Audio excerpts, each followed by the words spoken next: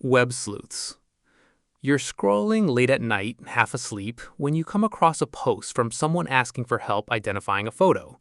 It's an old image, slightly grainy, a person standing in a field, nothing obviously wrong with it, but something about the way it was posted. The account with no history, the vague caption, the comments slowly filling with people who seem genuinely unsettled, pulls you in. You don't know why. You just keep reading.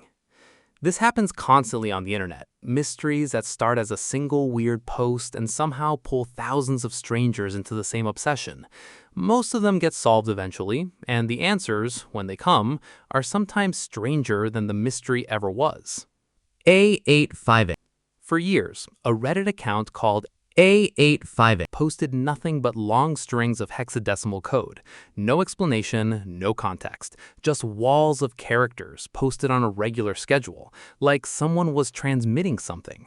The internet, being the internet, lost its mind trying to decode it. People formed entire communities around it. They ran the strings through every cipher they knew. They mapped the posts against lunar cycles, geographic coordinates, historical dates. Some were convinced it was an ARG, an alternate reality game. Others thought it was a government signal. A few genuinely believed it was something extraterrestrial. Then, one day, the account posted a single readable message, saying it was a private project, and asked people to stop. And then it went quiet. The most widely accepted explanation is that it was a programmer testing an encryption system, using Reddit as a kind of public server. The mystery wasn't a message to humanity, it was someone's homework. The thousands of hours spent decoding it, gone. Webdriver Torso. In 2013, a YouTube channel appeared uploading videos at an almost industrial pace, thousands of them, each one an 11-second-long red rectangle and a blue rectangle sliding around a white screen, accompanied by a beeping tone that sounded vaguely like a distress signal. No titles that made sense, no description, no human being anywhere in the frame. By the time the internet noticed, the channel had uploaded over 77,000 videos. People genuinely could not explain it. Was it a signal? A dead man switch? Something being transmitted in the audio that human ears couldn't quite catch? Google eventually confirmed it was theirs, a testing tool for YouTube's video compression system, automatically uploading calibration clips around the clock. The unsettling beeping was just a tone used to check audio sync. The sliding rectangles were checking color accuracy. The most industrial, inhuman YouTube channel ever created was quality control, and somehow that's both a relief and faintly disappointing. The Markovian Parallax Denigrate. In 1996, before most people knew what the internet was, a mysterious message began appearing across Usenet groups. The same phrase, word salad that shouldn't mean anything, posted to dozens of unrelated forums, seemingly at random. Markovian Parallax Denigrate. Then a wall of disconnected words beneath it, then nothing. It reappeared in waves for years. People obsessed over it long before internet mysteries were even a genre. The leading theory for a long time was that it was a steganographic message, information hidden inside apparent nonsense. Others thought it was a bot test or early spam or something stranger. Decades later, the most accepted explanation is that it was an early piece of spam software testing distribution across Usenet, sending generated text to see how far it could reach. The mystery of the phrase that haunted thousands of people was a machine checking its own range. It meant nothing. It was addressed to no one. It just spread. Sad Satan. In 2015, a YouTuber who covered obscure internet content received a link to a game buried deep in the darkest parts of the internet, places most people's browsers can't reach without specific tools. The game was called Sad Satan. It was unlike anything they'd seen. Black corridors, distorted audio, images that shouldn't have been there, pictures of real people, real crimes, interspersed without warning. The deeper you went, the worse it got. No credits, no developer, no explanation for how it got there or who made it. It spread fast, the way genuinely disturbing things do online. People pulled it apart, looking for hidden messages in the audio, patterns in the imagery, any clue about who built it and why.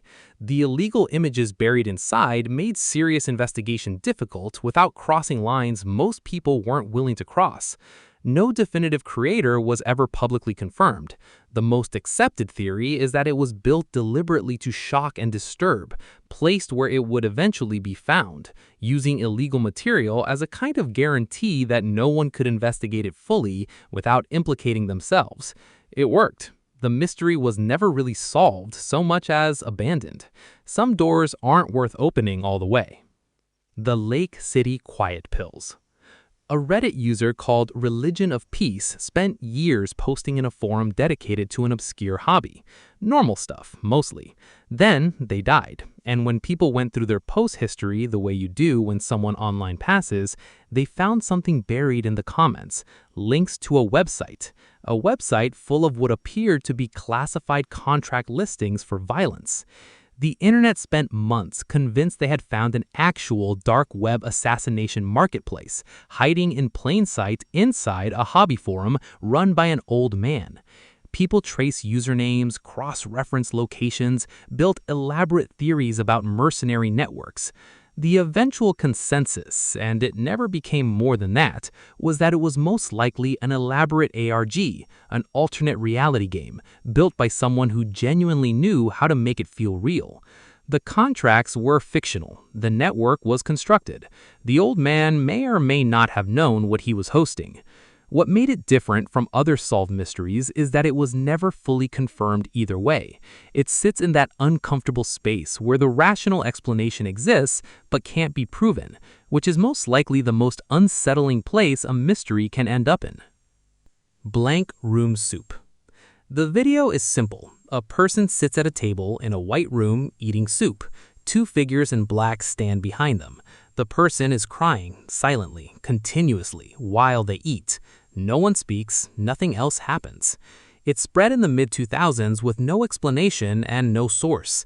The crying, the blankness of the room, the figures who don't move, the fact that the person keeps eating through it, triggered something in people that was hard to name. It didn't look like a film set. It didn't look staged. People were genuinely unsure what they were watching. The answer, when it came, was almost anticlimactic. It was a student film. The figures were part of the concept. The crying was performance. The white room was a set. Nothing illegal had happened.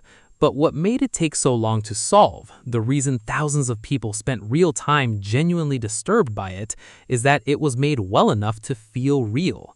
Sometimes, the scariest thing the internet produces isn't evidence of something terrible. It's proof of how easily we can be convinced something is. 11B-X1371. In 2015, a video appeared on the internet. A figure in a plague doctor mask and black robe stood in a field.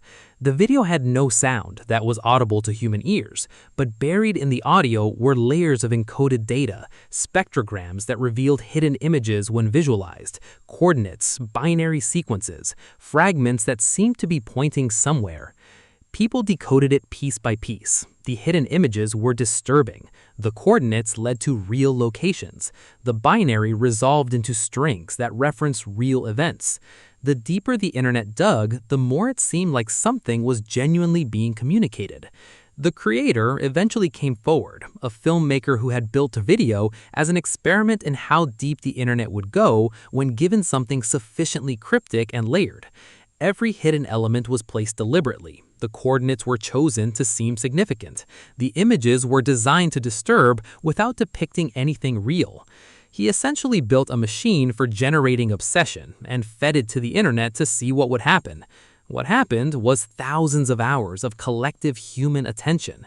The mystery was designed to be solved slowly, to keep people looking just long enough that walking away felt impossible. It worked exactly as intended. The internet is very good at finding things. Put enough people in a room, virtual or otherwise, give them a mystery and the right tools, and they will pull it apart down to the atoms. Most of these were solved not by experts, but